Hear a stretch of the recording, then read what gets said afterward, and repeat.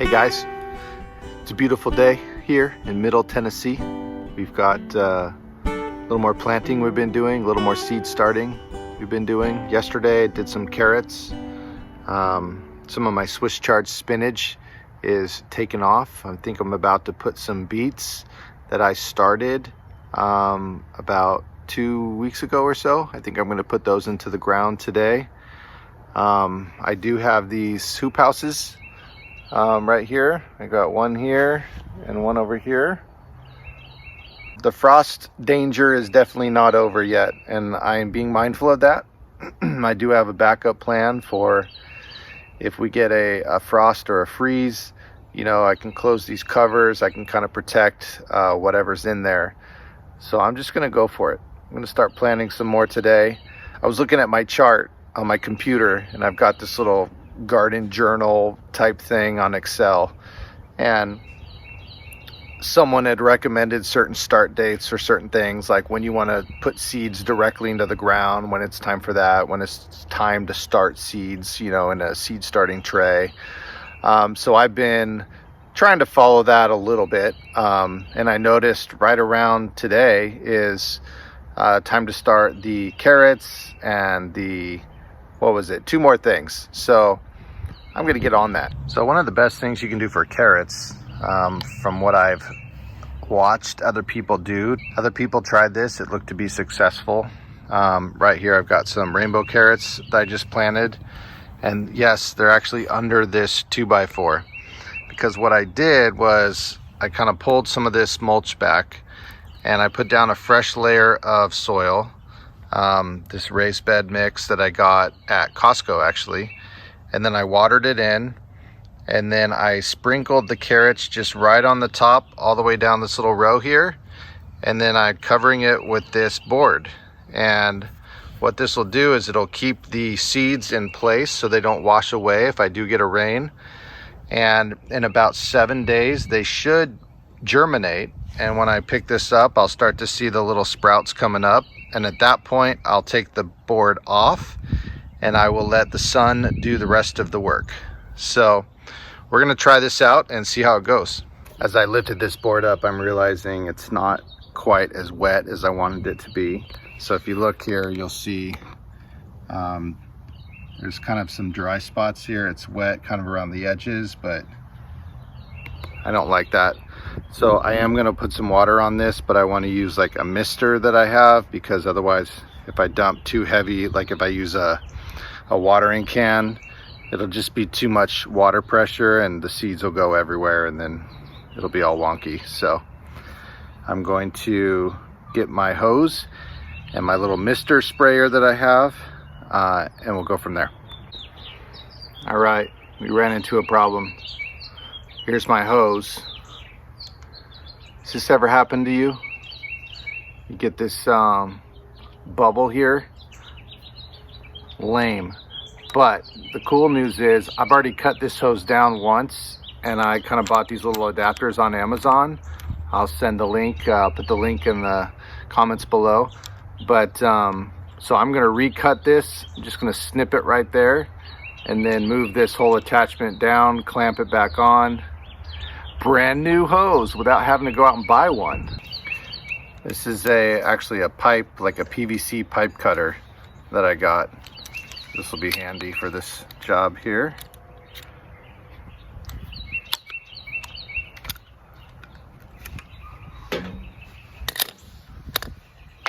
Nice clean cut.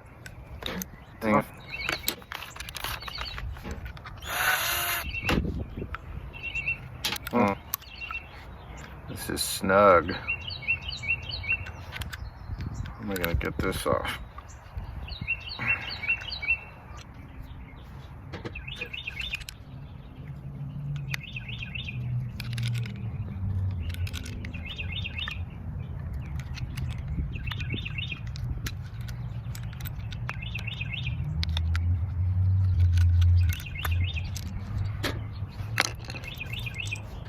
Always remember, put the ring on first. I almost just forgot again. Oh, I've done that so many times. All right. There's that. sliding in nicely.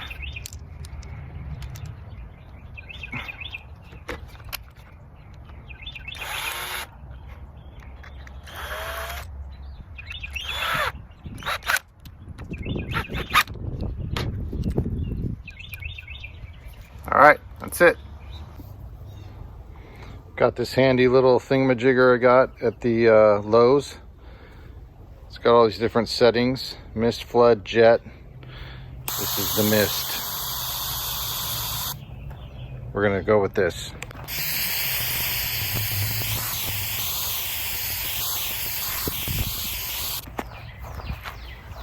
And this goes back over.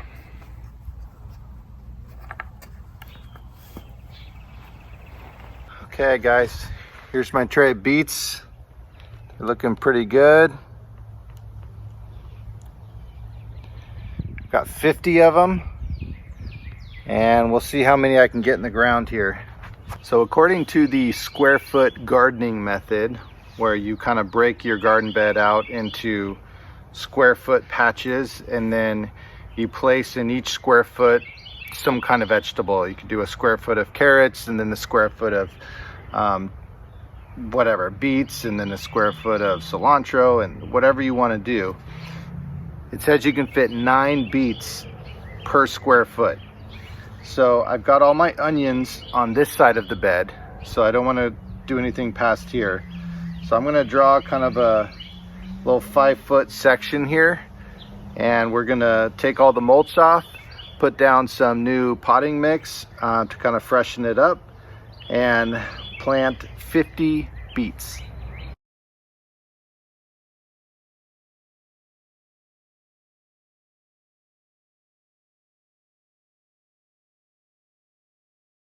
This is encouraging to find. I don't know if you can see that.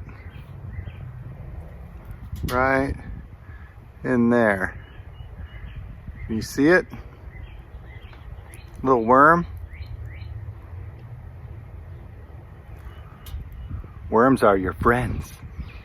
So you may notice I have some roots that are still in the ground from some of my plants from last year. And I'm just removing like the last little stump that's like at the very top of the surface. A lot of these roots have already gone way down into the ground, and they become kind of part of the compost and the living soil, which I don't want to disturb. I don't want to toss this whole thing. I kind of want to leave it as is, but any kind of root vegetable, carrots, beets, things like that, they do like more kind of loose soil so that they can grow unhindered in the ground. So I am removing just these little clumps, and then I'm going to leave the rest of the roots kind of deep down in the soil.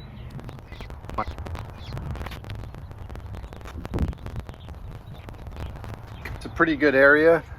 So now I'm going to get my fresh potting soil that I just got, put about a little 1-inch layer on the top of all this, and then start transplanting.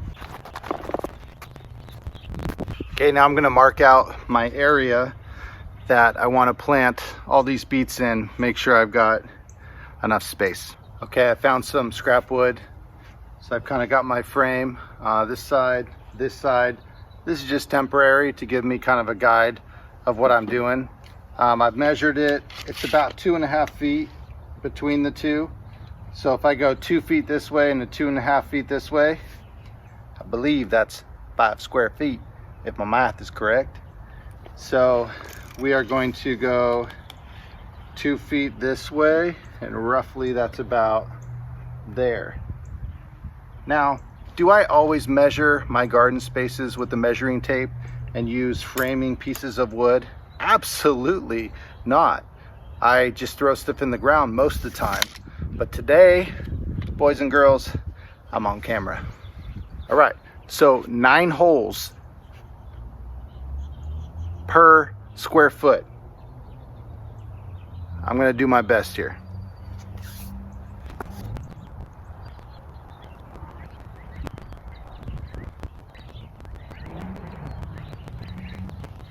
Six holes by 7. And we all know, boys and girls, 6 times 7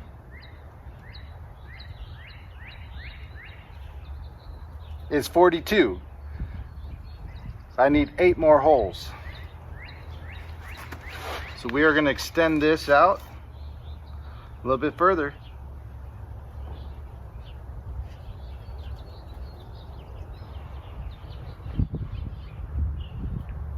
There's 47.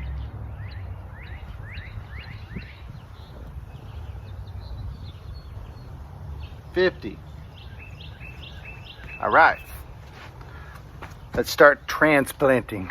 Okay, so getting these out of the trays, you want to be careful not to just like dig your finger in there and yank this thing out and disturb all the seeds. Not all the seeds. You don't want to disturb all the roots that are in there, or you can freak out your little tiny plant. So you want to be careful about that. I usually use a popsicle stick. Those things are perfect for just sliding right down the side and then popping the whole thing out. But I can't find mine, so today I'll be using a flathead screwdriver, and it's very simple. You're just sliding it down the side and you're kind of carefully pulling this thing up, and hopefully it comes up in kind of one piece. And then you got the plant there and you got the soil. So I'm going to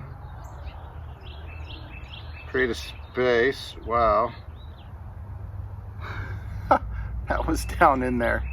One of my little landscaping stakes. That's awesome. Probably hard to grow a beet around a metal landscaping stake. So I'm going to bring it in close and kind of show you what I'm looking at here. So I've kind of created a hole right here. I pushed it down in there. I'm kind of packing the dirt lightly around it, and there is my little guy. Now there's going to be a hole right here. So as I pack that down, let me grab one more of these transplants.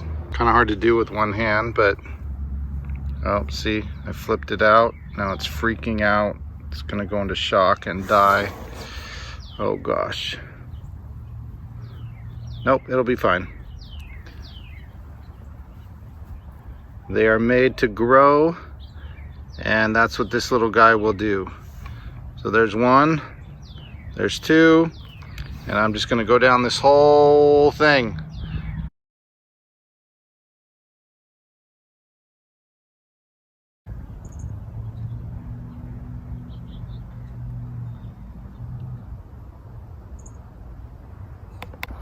Okay, I think I got them all planted in, and I've got the Detroit red beets and then the bull's blood beets.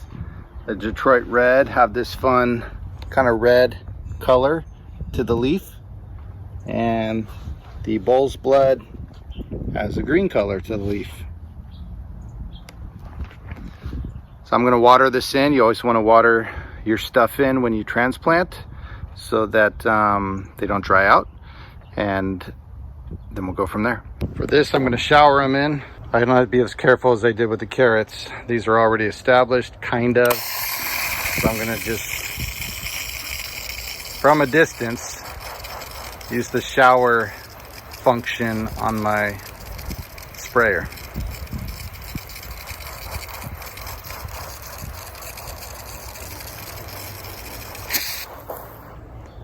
Kind of let it soak in for a minute, and then give it another dose.